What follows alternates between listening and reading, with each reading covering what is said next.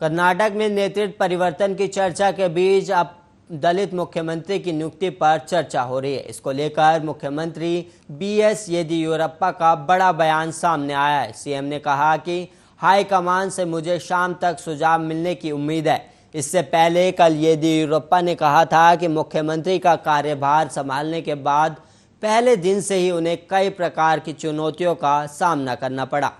दरअसल आज येदियुरप्पा से जब मीडिया ने दलित मुख्यमंत्री नियुक्त किए जाने को लेकर सवाल पूछा तो उन्होंने कहा कि मुझे शाम तक हाईकमान से सुझाव की उम्मीद है और वहीं आपको भी पता चल जाएगा कि क्या होगा और वहीं हाईकमान इस बारे में तय करेगा, मुझे इसकी चिंता नहीं है।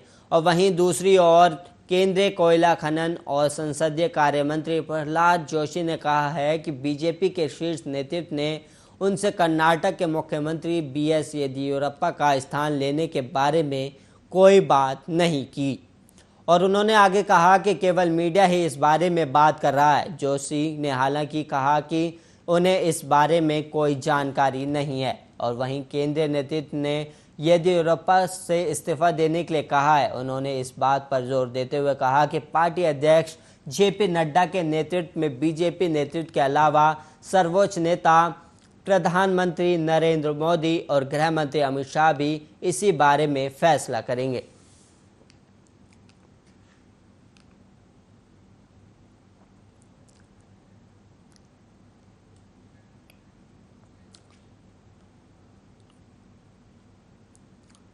पश्चिम बंगाल की तृणमूल कांग्रेस सरकार द्वारा 16 अगस्त को खेला होवे दिवस के तौर पर मनाए जाने पर भारतीय जनता पार्टी ने कड़ी आपत्ति जताई है। बीजेपी की बंगाल यूनिट ने शनिवार को कहा कि साल 1946 में इस तारीख पर मुस्लिम लीग ने डायरेक्ट एक्शन डे की घोषणा की थी, जिसके चलते हुए दंगों में कई लोग मारे गए थे। और वहीं भाजपा प्रदेश अध्यक्ष दिलीप घोष ने संवाददाताओं को बताया कि बंगाल को भारत से जोड़ने में जनसंघ के संस्थापक श्यामा प्रसाद मुखर्जी के योगदान की याद में हर साल की तरह ही भाजपा इस बार भी 16 अगस्त को बंगाल बचाओ दिवस के तौर पर ही मनाएगी।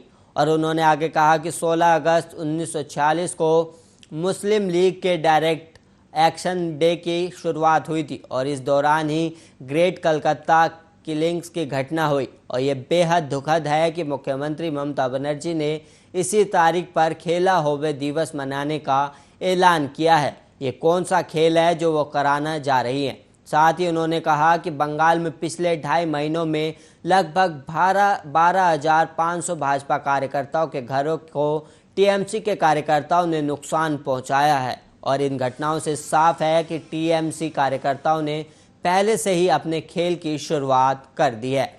हालांकि टीएमसी का कहना है कि उसके सरकार ने 40 साल पहले कोलकाता में एक फुटबॉल मैच के दौरान मारे गए प्रशंसकों की याद में इस दिन को मनाने का ऐलान पहले ही कर दिया था। और वहीं टीएमसी ने आरोप लगाया कि भाजपा अब इस तारीख को नफरत फैलाने के लिए इस्तेमाल कर रही है।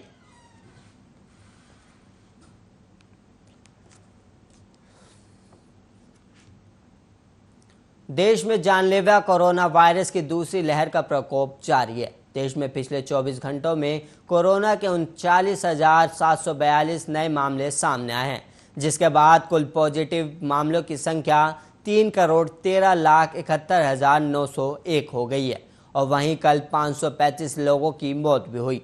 स्वास्थ्य मंत्रालय की ओर से जारी ताज़ा आंकड़ों के मुताबिक देश में कोरोना से अब तक 4,20,551 लोगों की मौत हो चुकी है।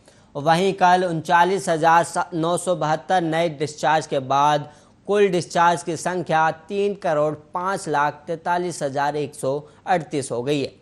देश में सक्रिय मामलों की कुल संख्या 4,08,212 है। स्वास्थ्य मंत्रालय ने बताया है कि देश में अब तक वैक्सीन की करीब 46 लाख डोज दे दी गई है। कल वैक्सीन की 75,74,298 खुराकें दी गई, जिसके बाद देश में अब तक वैक्सीन की 43,26,05,567 डोज दी जा चुकी है।